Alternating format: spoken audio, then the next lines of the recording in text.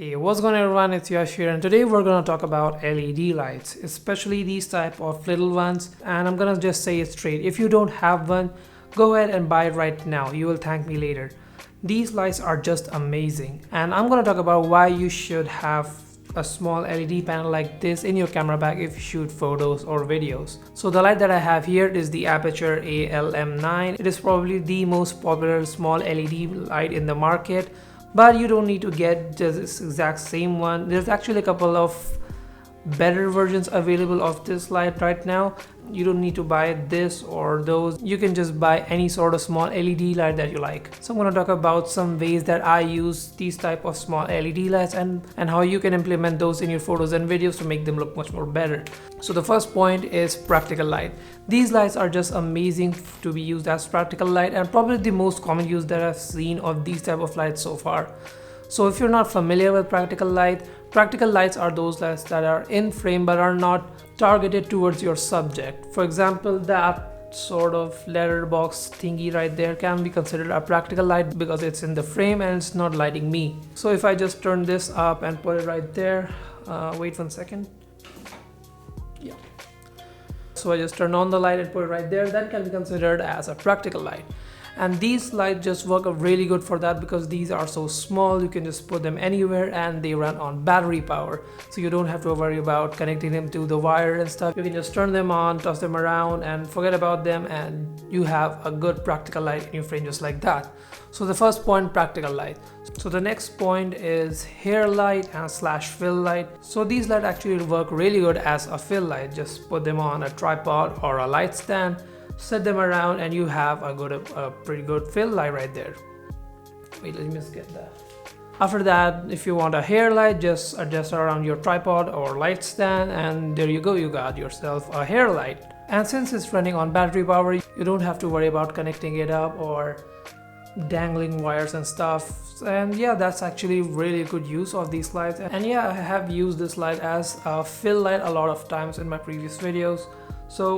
And since you can put on gels in front of these lights, you can actually use this as background light as well. And since it has a magnetic filter on front, it's pretty easy. You can use up gels for flashes, and those actually work with the ALM9 I have tried. So yeah, I guess it can be used as a background light as well. Really good hair light, fill light, or a background light even. So the next point is vlogging. So this is the vlogging test of the Aputure ALM9.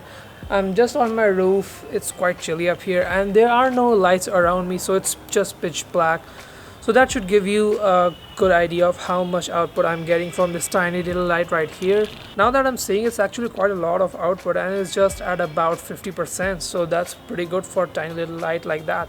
It's not the best looking light, I mean it's not that soft, and I'm just holding it in my hand, firing straight up to my face, and it's not the best light, but it's actually quite decent for the size and for the price and stuff like that.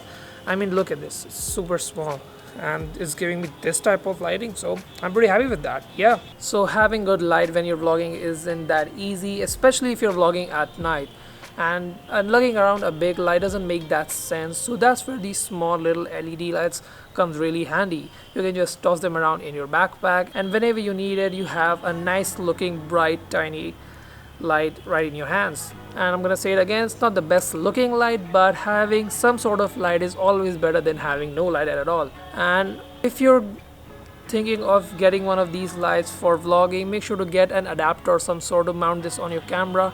Right now I have mounted my microphone on the hot shoe and I'm just holding the light in my hand, so get an adapter thingy that gives you 2 hot shoes, so you can just mount this on top of the camera. So if you're a vlogger, you should have some sort of light, and these do a pretty dang good job for that. So on to the next point.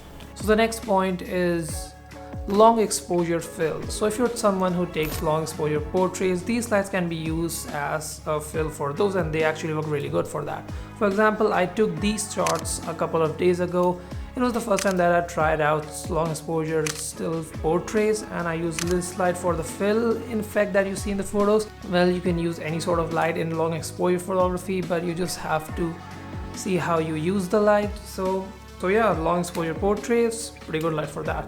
So the next point, and probably the last point, is that it's a really nifty little streaming light. So if you stream with your smartphone and if you're not in your room or you're in your studio, you don't know how good or bad lighting that you're gonna be in. These lights are really handy for that. Since these are so small, you can easily slip them in your pocket or easily put them in your bag. Just use these when you're streaming with your mobile phone, and these do work really good for that. These can give you a pretty good result if you know how to work it around. Since I don't stream anything, so I'll just put in a mobile video recording of me using it as my key light. That should give you a pretty good idea of how it would perform as a key light for streaming. So I'm using the Aputure light as sort of a streaming light, and it's just on top of a tripod and on my desk, and it's firing straight at me. So far it's doing a pretty good job, and yeah, that's not the best looking thing, but still pretty good. So as you can see, it's on the Gorilla Pod, on top of a box and on top of my desk. So it's pretty straightforward, nothing fancy, just this. As I said earlier, it's not that great to be used as a key light, but still gives out a pretty good amount of light for a light of this small package, and it performed quite good. Those were some of the ways that I use these types of light, and there's still a lot of ways that these lights can be used. So let me know in the comment section below of how you use these types of light in your photos and videos. And yeah, that's it for today's video, I guess. Give the video a thumbs up if you like what you saw, and subscribe for more coming videos, and I'll see you guys in the next one.